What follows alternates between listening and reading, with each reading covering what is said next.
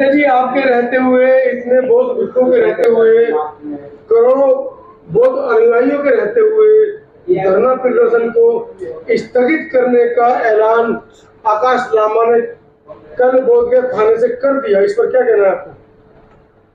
देखिए, आप सभी चैनलों को, जितने भी दर्शक हैं, उनको मैं धन्यवाद देना चाहता हूँ। और आपने जो पूछा है कि आकाश लामा ने जो आंदोलन स्थगित किया है, इसके बारे में क्या कहना है। आप सभी वर्तमान सोशल मीडिया में पत्रों के माध्यम से मैंने कई बार आवाज़ उठाई है कि ये आंदोलन केवल चंदे और धंधे के लिए हो रहा है। ये आंदोलन बीटीएमसी एक्ट को निरस्त करने के लिए नहीं हो रहा है, क्योंकि ये आंदोलन के जो नेतृत्व करने वाले हैं वो दिशाहीन है, उनको आंदोलन की कुछ भी जानकारी नहीं है। फिर भी लोगों ने, भारत के विभिन्न लोगों ने माँ बोधि महाविहार मुक्ति के लिए पूरे भारत से जो योगदान दिया, आकाश लामा को आर्थिक दान दिया, उसका दुरुपयोग करने का पूरा ये षड्यंत्र है। मैं कई बार आकाश लामा के बारे में बोला कि ये आंदोलन ज्यादा दिन चलने वाला नहीं है, और निश्चित रूप से भगवान बुद्ध के 2529वीं जयंती के अवसर पर और जयंती के पहले इन्होंने ये आंदोलन स्थगित किया है। इससे भारत के बौद्धों की भावना आहत हुई है। बहुत बड़ा भारत के बौद्धों को सदमा पहुंचा है। इस तरह से आंदोलन करेंगे तो आंदोलनकारियों के प्रति नेक्स्ट टाइम कोई भी भारत का बौद्ध भिक्षु या बौद्ध धर्मगुरु विश्वास नहीं करेगा। 92 का आंदोलन देखा लोगों ने। 92 का आंदोलन देखने के बाद 2025 का आंदोलन देखा लोगों ने। और ये आंदोलन के माध्यम से जो अभी वर्तमान में जो जितना उत्तेजना थी लोगों में, जितना आक्रोश था लोगों में, लेकिन उसके भावनाओं को ठेस पहुंचाई। मुझे लगता है के राहुल, विनय चारा के आज मैंने प्रेस कॉन्फ्रेंस देखी, उन्होंने जो आक्रोश प्रकट किया है वो निश्चित रूप से उनका आक्रोश सही है। चाहे उस आंदोलन में कई वरिष्ठ भिक्षु सपोर्ट के लिए आए, कई भिक्षु ने उनको कहा कि यह आंदोलन भिक्षु संघ के माध्यम से होना चाहिए था, कई लोगों ने बोला कि भिक्षु संघ का नेतृत्व होना चाहिए था। लेकिन आकाश लामा की हठधर्मी, आकाश लामा का ईगो, आकाश लामा का स्वार्थ और उनके साथ में कुछ जन लोग, जिसमें चंद्र बोधि पाटिल है, भारतीय बौद्ध महासभा, समता सैनिक दल के लोग मिलकर इस आंदोलन को लोगों में दिशा देना चाहते थे, लोगों को गुमराह करना चाहते थे। लेकिन मैं बार बार बोल रहा था कि इनके नकाब जल्दी उतर जाएंगे, और निश्चित रूप से बुद्ध जयंती के पूर्व ही इनके चेहरे पर जो नकाब था वो उतर गया है। अब इस आंदोलन से लोगों में एक दुख पैदा हुआ है, लोगों में जो आस्था थी, लोगों में जो विश्वास था, लोगों में माँ बोधि महावीर मुक्त हो जाएगा ऐसा जुनून था। लेकिन आकाश लामा ने पूरे भारत के लोगों के साथ ये आंदोलन स्थगित कर एक बहुत बड़ा अपराध किया है, बहुत बड़ा अपराध किया है, बहुत बड़ा अकुशल कर्म किया है। मैं कई बार कई लोगों ने बोला कि बनते आकाश लामा को विरोध में, आंदोलन के विरोध में। मैं कभी आंदोलन के विरोध में नहीं रहा। जो महाराष्ट्र में लोग चिल्ला रहे थे, पूरे भारत में लोग चिल्ला रहे थे कि हर्ष बोधि भंते जी आंदोलन को विरोध कर रहा है, मैं उन्हीं लोगों को अभी बताना चाहता हूं, मैं उन्हीं लोगों से निवेदन करना चाहता हूं, मैं उन्हीं लोगों से पूछना चाहता हूं, क्या मैं जो उस वक्त बोल रहा था तो गलत था? कितनी मैंने गालियां खाई, कितने मैंने अपमान झेला, कितने मेरे विरोध में लोगों ने प्रचार किया, फिर भी मैं सत्य के पक्ष में हूं। अभी भी वक्त गया नहीं। आंदोलन कम नहीं होगा, आंदोलन को कम नहीं किया जाएगा। लेकिन जिन जिन लोगों ने बड़े आंदोलन को मुक्ति के लिए जो सहयोग दिया, उनकी भावना को हाथ पहुंचे। मुझे भोपाल से फोन आए, मुझे छत्तीसगढ़ से फोन आए, मुझे भारत के विभिन्न राज्यों से फोन आके फोन पर पूछा गया कि भंते जी क्या आंदोलन स्थगित हुआ? दो तरह का वातावरण निर्माण हुआ है। सोशल मीडिया पर दो तरह का वातावरण निर्माण है। एक कॉन्फ्रेंस हुई विनय चारा की और के राहुल की।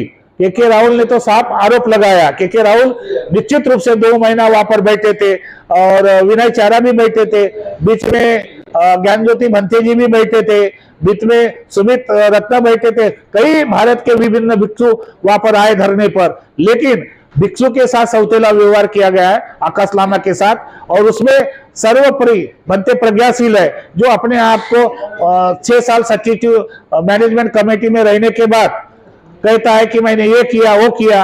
अरे भाई, जब आपने किया तो आपको जल्दी से जल्दी निकाला क्यों गया है? इसीलिए मैं ये चाहता हूं कि आप बुद्ध जयंती के अवसर पर जितने भी भारत के बौद्ध है, आप बुद्ध जयंती पर आइए, शांति के साथ बुद्ध जयंती मनाइए। और बहुत जल्द बुद्ध गया में 13 तारीख के बाद, बुद्ध जयंती के बाद बहुत बड़ा मैं आह्वान करने वाला हूं। भारत के विभिन्न राज्य से, भारत के विभिन्न राज्य के जितने भी बौद्ध है, जितने भी संगठन है, महाराष्ट्र के जितने भी बुद्ध विहार के अध्यक्ष है, बौद्ध संगठन है, वकील है, लायर्स है, अधिवक्ता है, शिक्षक है, इन सब की एक व्यापक बैठक बुद्ध गया में बुलाने वाला हूं। और महाबोधि महाविहार को किस तरह से मुक्त किया जाए, इस पर गंभीर चर्चा, चिंतन मनन करने का हम लोग प्रयास करेंगे। मैं आदरणीय जितने भी भिक्षु प्रोटेस्ट में साथ दिया, भूखे प्यासे रहे, उनकी भावनाओं को उन्होंने आठ किया है। निश्चित रूप से मैं चाहता हूं कि ये बहुत बड़ी दुखद घटना है। आकाश लामा ने इस तरह का स्वयं निर्णय लेना ये उचित नहीं है। जितने भी आंदोलनकारी भिक्षु है उनको विश्वास में लेना चाहिए था, अपने कोर कमेटी को विश्वास में लेना चाहिए था, अपने कोर कमेटी के साथ चर्चा करनी चाहिए थे कि आंदोलन स्थगित करना या नहीं करना। ये मीटिंग होने के बाद जाना चाहता, लेकिन मुझे जानकारी मिली आपके चैनल के माध्यम से कि रात को पुलिस स्टेशन में बुलाया गया और पुलिस स्टेशन के जो कर्मचारी है उनके साथ चर्चा वार्तालाप करते इन्होंने आंदोलन स्थगित किया है। वास्तविक अगर आकाश लामा कहता था कि मैं मुक्त विहार नहीं होता तब तक हटूंगा नहीं, मैं तो चाहता था कि आकाश लामा डटा रहे, पुलिस प्रशासन से भी ना डरे, और जेल में जाता तो और अमर हो जाता। फिर जेल जाने के लिए डरे हुए, ऐसे डरपोक आंदोलन कभी कर नहीं सकते। ऐसे लोग समाज को गुमराह कर सकते हैं। समाज का केवल चंदा और धंधा काम किया है। अगर उसको लगता है कि मुझे पुलिस प्रशासन अंदर लेके जाएगा तो खुशी से जेल जाते। हम भी 13 दिन जेल में गए, लेकिन आकाश लामा ने और उनके कुछ साथियों ने आपस में मिलकर ये आंदोलन को कमजोर करने का प्रयास किया है। मैं पुनः भारत के बौद्धों को आह्वान करना चाहता हूं, जो लोग भावनात्मक रूप से देखते हैं, हम लोग जो भावनात्मक रूप से चिंतन करते हैं, डॉक्टर बाबा साहब ने हमको संविधान दिया है, संविधान में अपने मूलभूत अधिकार है, संविधान में अपने राइट्स है, और बाबा साहब के संविधान पर विश्वास रखने वाले लोग, मैं उनको आह्वान करूंगा, फिर एक बार पुनः करता हूं कि आंदोलन भी होना चाहिए और न्यायपालिका में कम से कम 100 याचिका सुप्रीम कोर्ट में जाना चाहिए। 100 याचिका जाने से अलग से सुप्रीम कोर्ट बेंच बिठाकर वो आंदोलन के कार्यों को और पिटीशनकारियों को संज्ञान में लेगा। अंत में मैं इतना ही कहूंगा कि मुझे भी बहुत बड़ा दुख है। वो 3 दिन की जयंती है और प्रतिवर्ष होती है, और ये जयंती मुझे लगता है 34वीं जयंती है जो मना रहे कालचक्र मैदान में। हम लोग भी आंदोलनकारी थे, हम लोग भी आंदोलन कर रहे थे, लेकिन यहाँ के लोग बोल रहे थे कि बुद्ध की जयंती है, बुद्ध ने शांति का संदेश दिया है, उस दिन आंदोलन नहीं होना चाहिए।